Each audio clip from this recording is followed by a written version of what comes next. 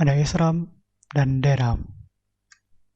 SRAM atau static RAM adalah salah satu jenis RAM yang menyimpan data dalam memorinya sendiri selama ada aliran listrik yang mengalir. Lalu dilanjut dengan DRAM atau Dynamic RAM adalah salah satu jenis RAM yang disusun oleh sel-sel yang menyimpan data sebagai muatan listrik pada kapasitor. Istilah dinamisnya sendiri menunjukkan bahwa muatan akan terus bocor di hadapan daya yang disuplai secara terus-menerus. Jadi, itu menjadi alasan mengapa penggunaan daya pada DRAM lebih besar dibandingkan SRAM. Dan dalam DRAM, perlu dilakukannya penyegaran secara periodik. Yang pertama DRAM, Dynamic RAM, struktur terbuat dari komponen kapasitor. Struktur DRAM khas untuk sel individu yang menyimpan 1 bit. Baris alamat diaktifkan ketika nilai bit dari sel ini harus dibaca atau ditulis. Transistor bertindak sebagai saklar yang tertutup yang memungkinkan arus mengalir jika tegangan adalah diterapkan pada baris alamat dan terbuka. Jika tidak ada arus mengalir, maka tidak ada tegangan hadir pada baris alamat.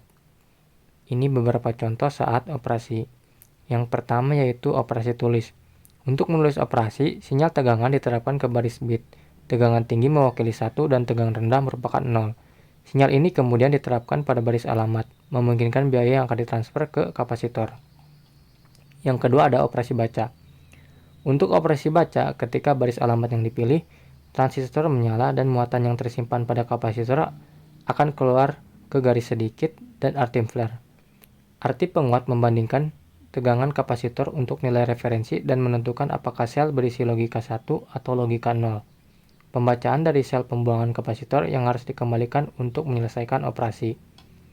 Meskipun sel DRAM digunakan untuk menyimpan 1 bit, 0 atau 1, pada dasarnya perangkat analog kapasitor dapat menyimpan nilai biaya dalam kisaran ambang batas. Oleh karena itu, nilai menentukan apakah muatan ditafsirkan sebagai 1 atau 0. Yang kedua ada SRAM, static RAM.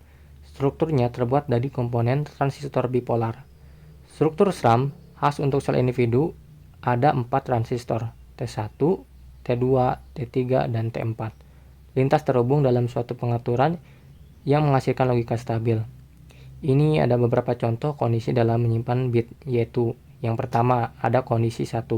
Dalam kondisi 1, titik C1 tinggi dan titik C2 rendah. Dalam keadaan ini, T1 dan T4 adalah off dan T2 dan T3 adalah on. Lanjut yang kedua ada kondisi 0. Dalam kondisi 0, titik C1 rendah dan titik C2 tinggi.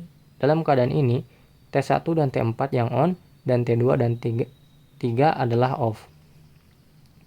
Seperti pada DRAM, baris alamat SRAM digunakan untuk membuka atau menutup switch. Baris alamat mengontrol 2 transistor, yaitu T5 dan T6. Ketika sinyal diterapkan untuk baris ini, 2 transistor diaktifkan, memungkinkan membaca atau menulis operasi. Untuk operasi tulis, nilai bit yang diinginkan diterapkan ke baris B, sementara komplemennya diterapkan untuk jalur B sesuai dengan nilai yang diberikan seperti yang pertama, jika disimpan nilai 1, maka baris B diberi nilai plus 2V dan komplemen B 0V, sehingga T2 dan T3 dalam kondisi 0. Yang kedua, jika akan disimpan nilai 0, maka baris B diberi nilai 0V dan komplemen B plus 2V, sehingga T1 dan T4 dalam kondisi on. Untuk operasi baca, nilai bit tinggal dibaca dari baris B saja.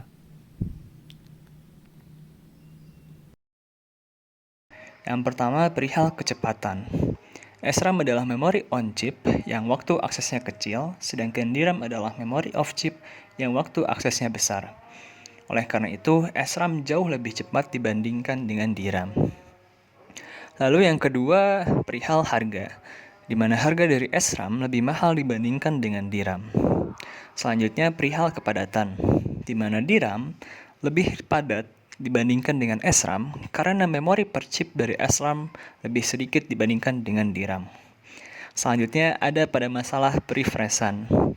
DRAM dinamai dinamis karena menggunakan kapasitor yang menghasilkan arus bocor, sehingga kapasitor akan kehilangan muatan dan hal itu dapat menghapus data pada chip.